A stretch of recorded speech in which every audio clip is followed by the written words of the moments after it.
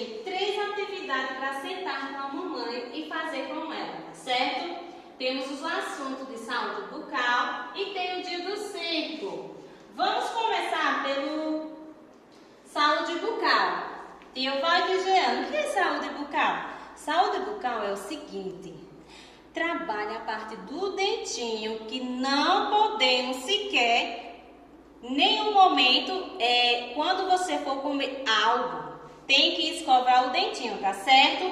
Então aqui tem o dentinho e tem a menina escovando o dentinho. Tem que cuidar dos nossos dentinhos para não se estragar, ok? Na outra atividade aqui, ó, tem uma escova. O que vocês vão fazer aqui? Vai pintar a escova, tá certo? Cuide bem desses dentinhos, meus amores. Na outra atividade, devemos escovar os dentes depois das refeições.